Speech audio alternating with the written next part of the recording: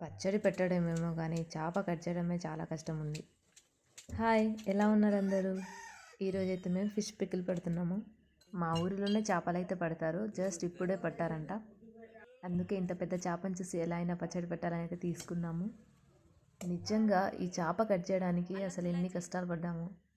నేను వీడియో తీసానంతే, మా నాన్న వాళ్ళే చాలా కష్టపడ్డారు.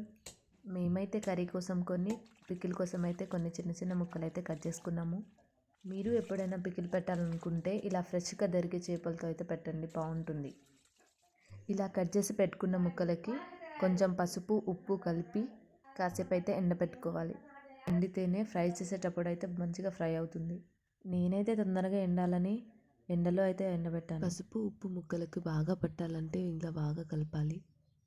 మనకు అన్ని టైంలో ఫిష్ కావాలంటే దొరకదు కదా, కాబట్టి ఇలా పచ్చళ్ళు పెట్టుకొని ఎప్పుడైనా మనం ఇంట్లో తినొచ్చు.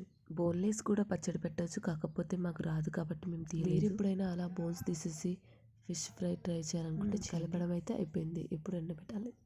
ఇలా ముక్కలు ఒక్కొక్కటిగా వేసుకుంటేనే తొందరగా ఎండుతుంది. కాసేపు ఎండాక ఒక్కొక్కటి తిప్పుకోవాలి.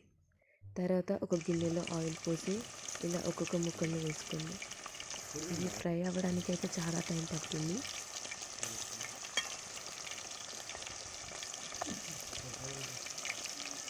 మరీ గట్టిగా కాకుండా ముక్క లోపల కూడా ఫ్రై అయ్యే వరకు చేసుకోండి. మసాలా కోసం ధనియాలు, మెంతులు, జీలకర్ర ఇవన్నీ ఫ్రై చేసుకొని అయితే మిక్సీ పట్టుకోవాలి. చూసారు కదా ముక్కలు ఎలా ఫ్రై అయ్యాయో. ఇలా ఉంటేనే పచ్చడి ఎక్కువ రోజులు ఉంటుంది. ఫ్రై అయినవి కదా, ఇలా తిన్నా కూడా చాలా బాగుంటుంది. నెక్స్ట్ ఒక గిన్నెలో ఆయిల్ పోసుకొని ఫ్రై చేసినప్పుడు మిగిలిన ఆయిల్ కూడా ఇందులో పోసుకోవాలి.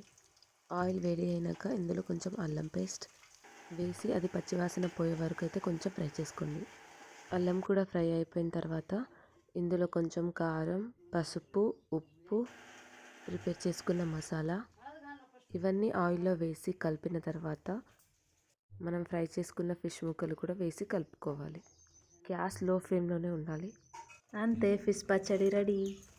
అంతా కలిపి లాస్ట్లో గ్యాస్ ఆఫ్ చేశాక లాస్ట్లో నిమ్మకాయ అయితే పిండుకోండి, చాలా బాగుంటుంది.